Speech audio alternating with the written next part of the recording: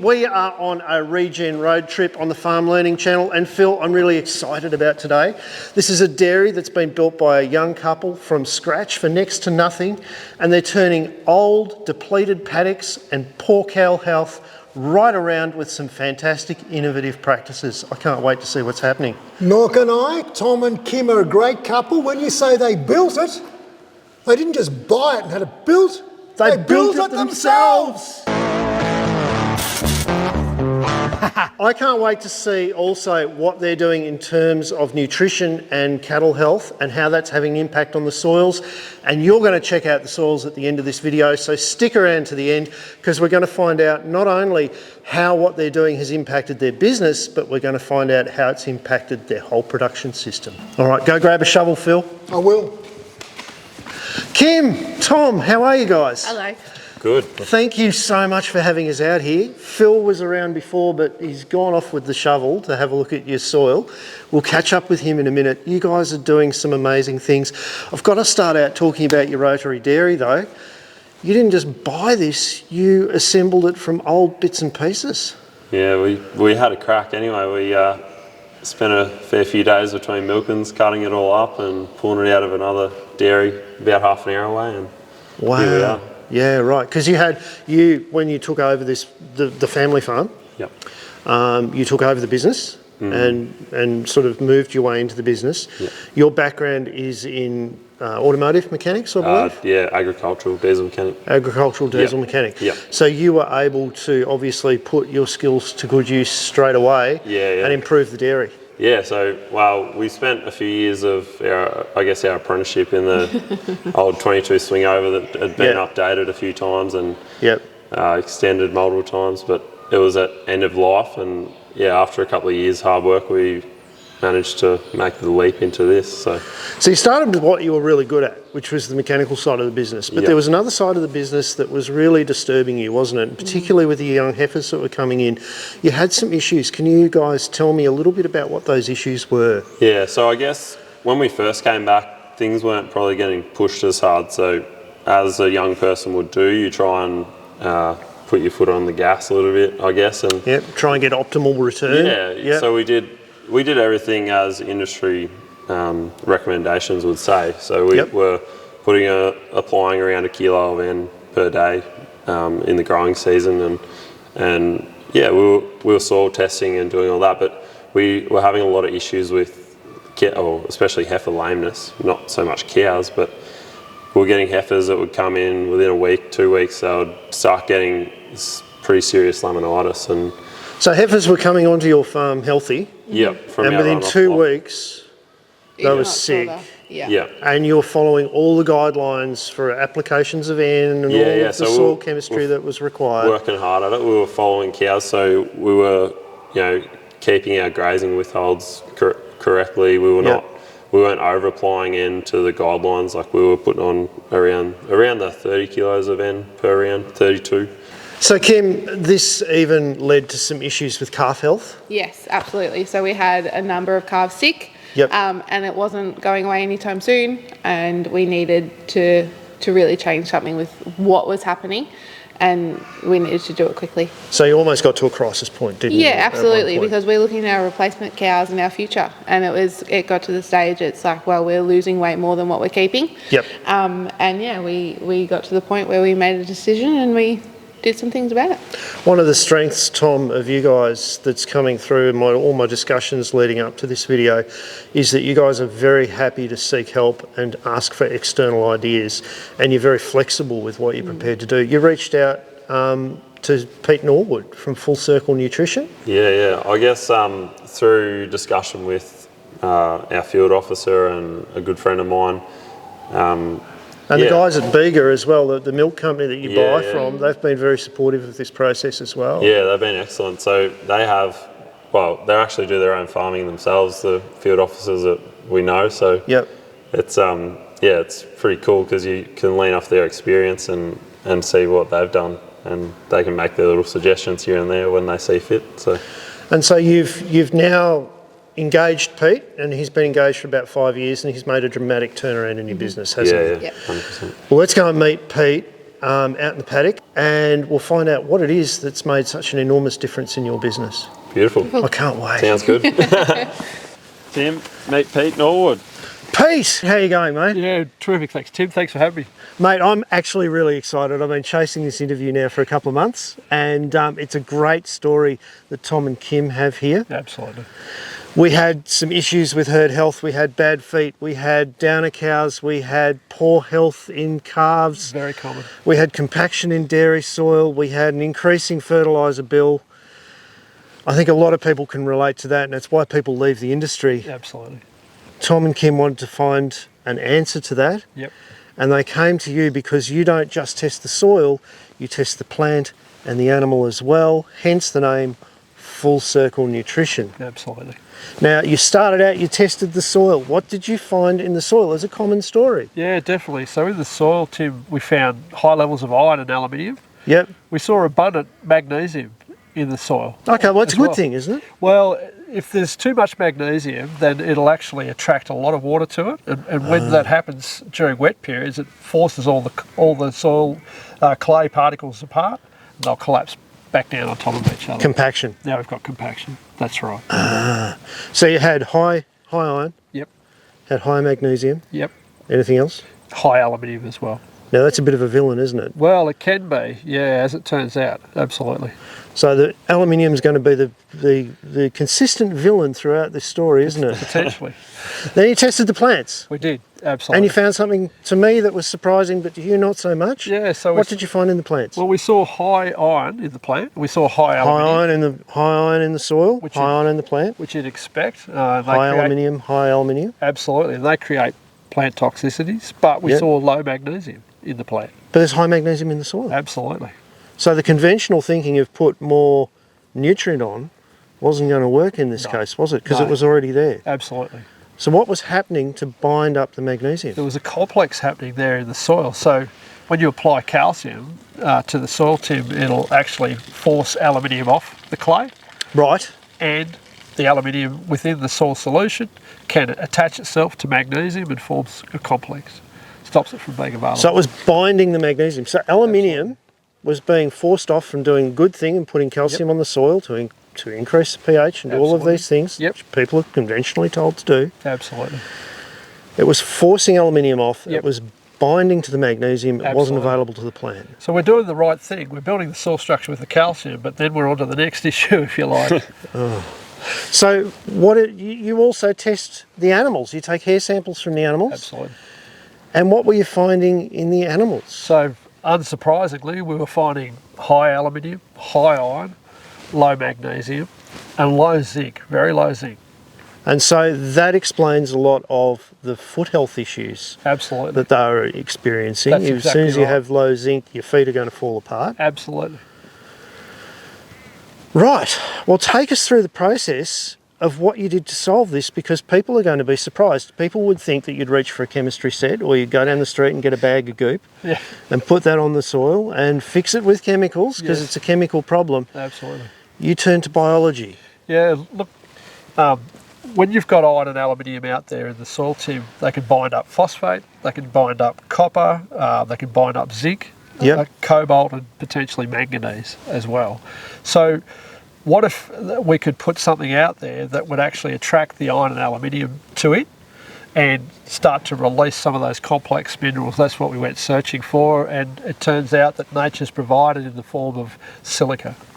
Now, silica is something that, say, in Northern America might be quite abundant in a number of their soils. In Australia, it's quite unavailable because of weathering, because we've got very old soils. Absolutely. Silica is part of the clay itself, but the older the soil is, the more weathered that clay is. And so the soluble portion of the silica, there'll be a lot of insoluble silica there, but the soluble portion has been utilised or solubilised. So the useful bit's gone. That's right, exactly. So you had to put silica back into the soil, but silica by itself can't bind with magnesium, not very efficiently and not very effectively anyway. Well, we want it to bind to the aluminium, but we're also in a hurry, you know. None of us are very patient in the farming game, me included. Yes. And so we started to, I did quite a bit of research, and Bacillus bacteria and Pseudomonas bacteria will actually solubilize silica and make it available more quickly, particularly the Bacillus.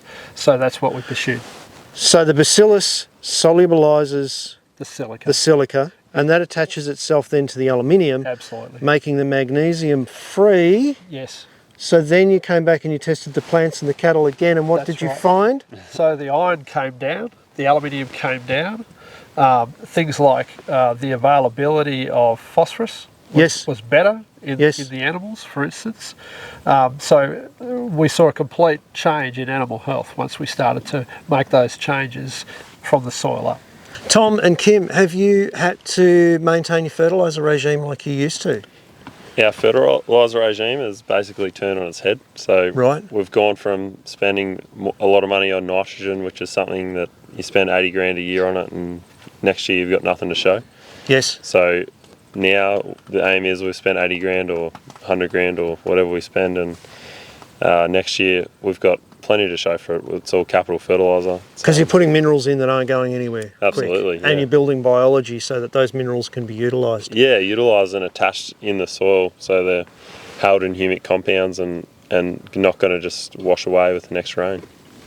Now, that's the important thing here, Pete. I remember talking to, I won't call him a nitrogen salesman, but a nitrogen researcher a while back. And he said that nitrogen, the bacteria basically just eat up nitrogen, die and go away, and they volatilise it.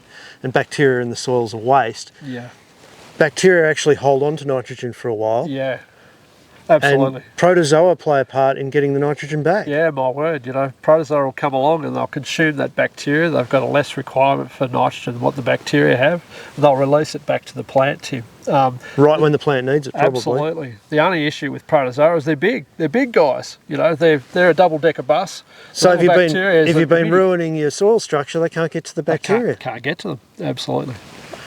So if we get away from thinking that bacteria are bad and we start to understand that bacteria are the most useful little creature in the soil for attaching one mineral to another and restoring natural systems, we start to reduce our need for artificial fertilisers and we increase our herd health. The amazing thing about these guys, Tim, is their job is to release these complexes, but the plant will actually literally suck up these bacteria through their roots, and they'll take the outer layer off them, and they'll take what they need and they spit them back out again through their root hairs. Like peeling potatoes. Absolutely. Some brilliant research from Dr. James White in the States on it. It's wonderful. This is a really exciting time in agriculture. We've got access to all this information. Well, that's just an absolute revolution, isn't it? We're turning the last 40 or 50 years of chemical fertiliser dependence up on its head, just because we're understanding how natural systems interact. We understand we still have to intervene, because after all, we're running herds of cattle that we're extracting nutrients from every single day. Sure. So we have to intervene, but we can do it with the natural tools that are in abundance all around us. When you measure some of these soils, Tim, especially the dairy soils where they've brought nutrients in for such a long period of time, there could be 5 tonnes of phosphate in this soil. Amazing. And I've measured soils not only here, but over in England and the States, over in New Zealand, very similar stories, but 90% of that's complex. So what if we could start to, instead of having to buy it, start to employ these little guys to do the work for us. To do the work for us, absolutely. Now you've done the soil, you've done the plants, you've done the animals. Things are going along quite well. Now you're onto the water. Yeah. Tell me about the story about the water. This is fascinating stuff. Well, testament to these two, very observant young farmers, and I always say the difference between a good farmer and a great farmer is observations. Yep. And they make remarkable observations. They suggested that there's still things here that they felt were impeding their production, and so we decided to go and test the bore water. And what did you find? Water source.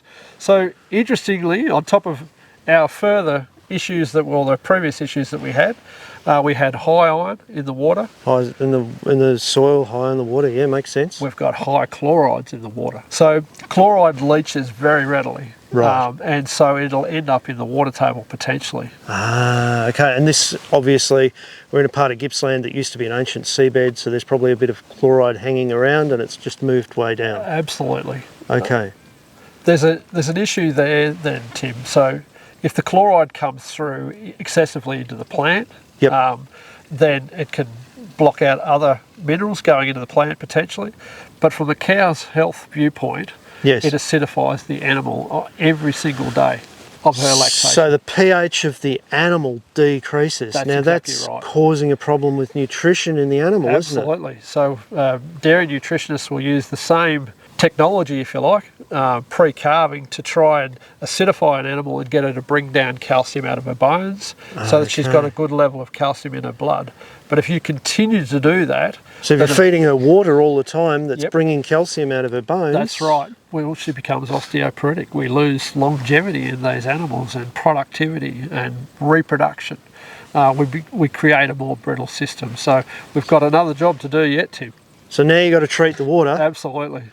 To get rid of that salt problem. That's right. Yeah, exactly. That's our next step. It's always something to do, guys. Always. The more you observe, the more you find, isn't it? Absolutely. But it sounds like you guys are on track. You've gone from running 2 herds pretty much all year round to only running 2 herds for a couple of months of the year. Absolutely, yeah. So during calving season, we always run 2 herds, colostrum herds, so we try and transition the cows slowly back to the milking herd. Yep. So for that 3 months, we'll have maybe up to 40 to 50 cows there that are fresh in there. But previously, we were having to continue to hold cows back in that second herd that were unable to walk long distances. Our farm's pretty well spread out. It's maybe 1.5 km to the back paddocks here. And yeah, there was cows, especially heifers there for a period of time that were unable, they were struggling to walk 40 metres. So. And now they're walking. Absolutely. Your heifer health has gone up. Yeah. Your calving's better? Yes. Yep. The calf health is better. We're getting less sick calves on the regular basis. We're able to wean them a bit quicker, and we're using less probiotics and other more expensive inputs. Yeah. My goodness, the story all the way through here is reduction of inputs. Yeah, fertility's been a big improvement as well. Yeah, right. So now we have to grow more grass. Well, to do that, we better have a look at the soil. And I know that Phil's been digging a hole. Yeah. So let's go and have a look at the soil. Let's do it. And get you and Phil together. Oh my goodness. And we'll find out what happens. Too excited, people. In the meantime, guys, this video has been brought to you by White's Rural, and the team have a quick tip on fencing to show you while we walk over and find Phil. We'll be back with the story in a minute. Okay, so now we've got our 2 end assemblies in place. It's time to put our intermediate steel posts into position along the line. Now this process will also work for timber posts, but naturally you'll be augering holes as well. What we're going to do in this case is put the steels at a 4 metre spacing. Now some people like 3 metre spacing, some people like 4, some people like 5, some people even go to 7 over in the vast expanses of Western Australia. The basic rule of thumb is look at your terrain. If it's really steep and hilly and there's lots of gullies and dips, bring your post spacing in closer together and your fence will look more natural as it follows the environment. If you've got large flat expanses of ground, spread your posts out further, save money, and your fence will perform and look fine. Just be aware though, if you're fencing along a roadway, then there are specific regulations that come into effect, and there's a link for those down below. Phil! Tim! How you going, mate? Pretty good. Now, while we've been having that fascinating talk, and I've got to fill you in, it's been an absolutely fascinating talk about nutrition linked to soil, linked to microbes, which is your favourite topic. What have you found here? Look, this is really exciting. I could dig the soil reasonably readily, which meant it's low clay and it's holding together. Okay. You can break it. This is very low clay, almost very low sand, so it's very close to a pure silt. Now this must be alluvium, Tim.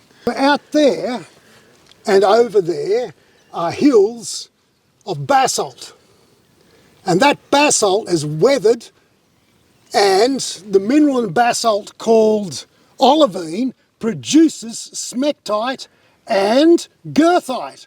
Goethite is iron oxyhydroxide. It's the iron.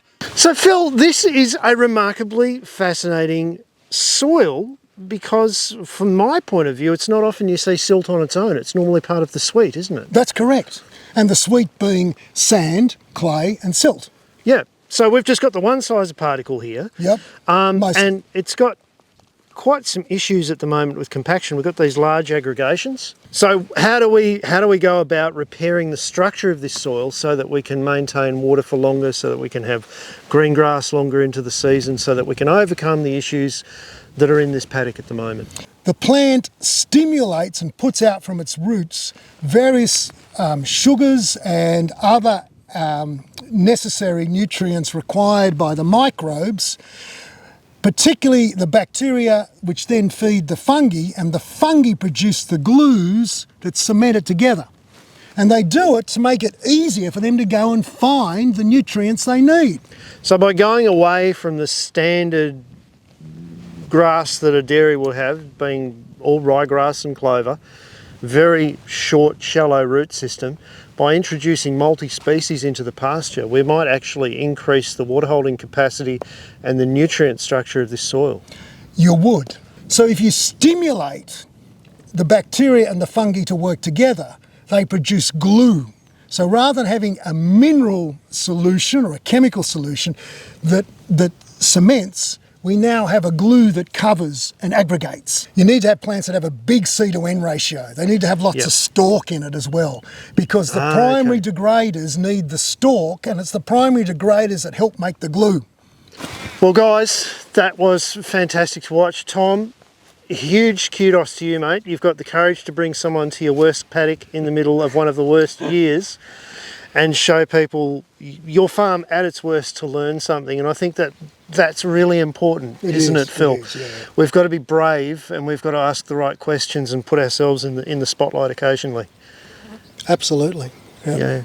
Too easy. It's if you're not willing to look at your worst paddock, you're probably not willing to improve it either. So. Yeah, that's right. You're only as good as your worst paddock as a farmer, aren't you? Absolutely. Yeah.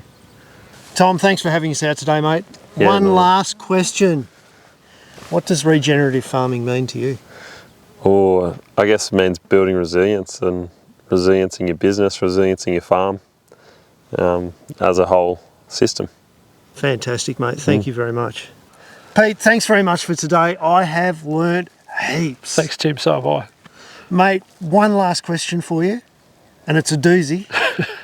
Hit me with it. What does regenerative farming mean? I think it's an opportunity for us to think about the future for our kids, think about our businesses.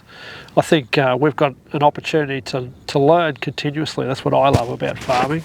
And anyone who wants to progress their farm continues to learn and make those observations that we talked about earlier. And I think at the end of the day, it becomes regenerative, just as a simple, part of our process moving forward. Thanks, mate. Pleasure.